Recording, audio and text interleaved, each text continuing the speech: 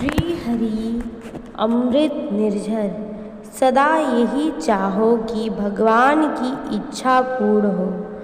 भगवान की अहेतु की कृपा, प्रीति, सौहार्द, सर्वज्ञता आदि पर विश्वास करके तुम अपनी स्वतंत्र इच्छा को छोड़कर भगवान की इच्छा पर निर्भर करते हो तो अपना सहज मंगल करते हो। अतएव सदा यही चाहो कि भगवान की इच्छा पूर्ण हो।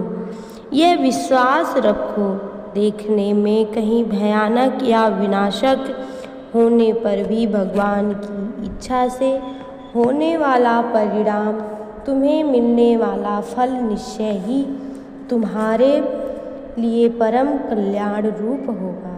अनिच्छा या परेच्छा से जो कुछ भी फल तुम्हें प्राप्त होता है वह भगवान के मंगल विधान से ही होता है।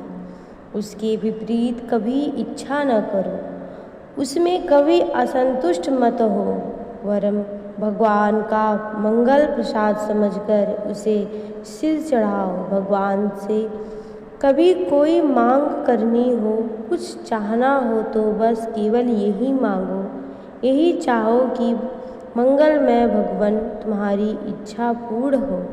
तुम्हारी इच्छा के विपरीत मेरी कभी कोई इच्छा हो ही नहीं, और कदाचित कभी कुछ हो भी जाए तो उसे कभी पूरी मत करना। अपना तन मन धन भगवान के अर्पण करके निश्चिंत और आनंद मग्न हो जाओ। अपना तन मन धन सब भगवान के अर्पण कर दो। वे तुम्हारे हैं भी नहीं, भगवान के ही है। तुम अपना मान बैठो। ममता करते हो इसी से दुखी होते हो। ममता को सब जगह से हटाकर केवल भगवान के चरणों में जोड़ दो। अपने माने हुए सब कुछ को भगवान के अर्पण कर दो। फिर वे अपनी वस्तु की चाह जैसे काम में लाएं, बनाएं या बिगाड़े, तुम्हें उसमें व्यथा क्यों होने लगी। भगवान को समर्पण करके तुम तो निश्चिंत हो और आनंद मग्न हो जाओ। विधान और विधाता में कोई भेद नहीं, केवल खेल भी वही, खिलाड़ी भी वही। तुम इस परम रहस्य को समझकर इस हालात में प्रत्येक अवस्था में विधान के रूप में आए हुए विधाता को पहचान कर उन्हें पकड़ लो, फिर आनंद ही आनंद है। साधक को सदा सर्वदा साधु व्यवहार करना चाहिए। साधक को व्यवहार में सदा सर्वदा साधुता रखनी चाहिए। सब प्रकार के दुख कष्टों को शांति पूर्वक रहना, सहना, क्रोध का बदला क्षमा से देना, बैर के बदले में प्रेम करना, शाप के बदले वरदान देना, बुरा करने वाले के साथ भलाई करना, अपने को सबसे छोटा समझना, अपने में किसी बात के बड़प्पन का अभिमान न करना, किसी का दोष न देखना, किसी से घृणा न करना, किसी के दोषों की समालोचना न करना, पर स्त्री मात्र को भगवान का या माता का रूप समझकर आहार विहार में संयम रखना, बहुत कम बोलना, अनावश्यक न बोलना, सदा सत्य और मीठे वचन बोलना, यथासाध्य सबकी यथा योग्य सेवा करने के लिए तैयार रहना, परंतु अपने में सेवकपन का अभिमान न रखना, अपने द्वारा की हुई सेवा को परोपकार न समझकर उसे आवश्यक कर्तव्य समझना, अपनी सेवा में त्रुटियों को देखना और उन्हें दूर करने के लिए चेष्टा करना, सेवा के लिए किसी पर एहसान न करना, सेवा को कुछ भी बदला न चाहना, दीनता का व्यवहार करना, सबसे नम्र व्यवहार करना, माता पिता गुरु आदि अपने से बड़े लोगों को सेवा से संतुष्ट रखना, प्रतिष्ठा मान की इच्छा का विषय के समान त्याग करना, जहाँ प्रतिष्ठा या मान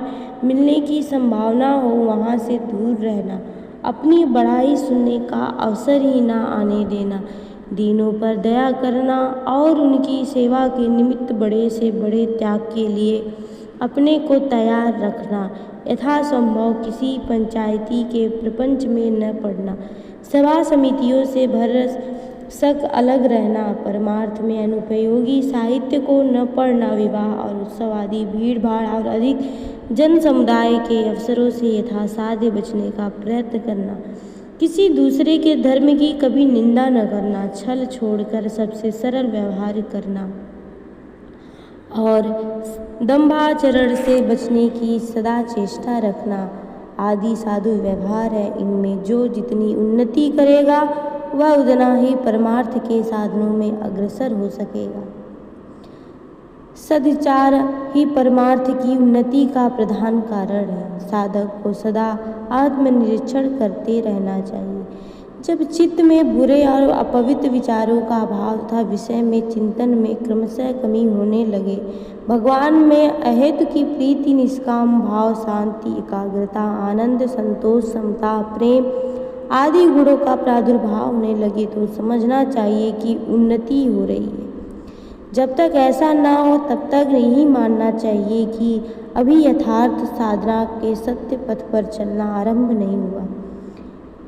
यह याद रखना चाहिए कि असत विचार ही परमार्थिक अवनति का और सत्य विचार ही परमार्थिक उन्नति का प्रधान कारण है।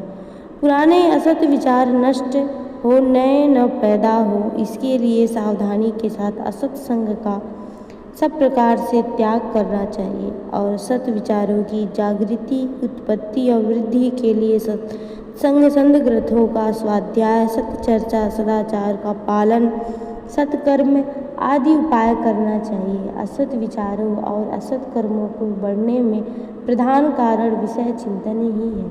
अतएव जहाँ तक बन सके विषय चिंतन को चित्त से हटने के लिए साधक को भरपूर चेष्टा करनी चाहिए। चित्त जितना ही विषय चिंतन रहित होगा और भगवत चिंतन में लगेगा, उतना ही साधक परमार्थ के पावन पथ पर अग्रसर होता रहेगा। वाणी से किसी बुरे शब्द का उच्चारण नहीं करना चाहिए।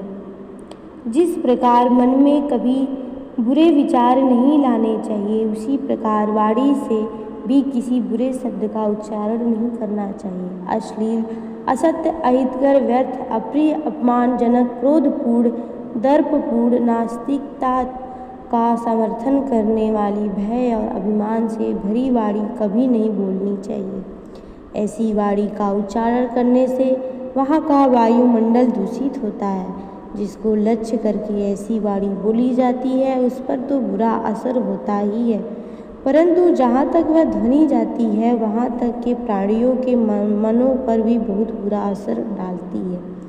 जैसे सूरता की वाणी से मनुष्य में सूरता आती है, वैसे कायरों की भय भरी वाणी लोगों को कायर बना देती है। रणवाद्य उच्चारणों की जोशीली कविताओं तथा संतों की वैराग्यपूर्ण वाणियों का अद्भुत प्रभाव तो प्रत्यक्ष देखा ही जाता है। जय जय श्री राधे।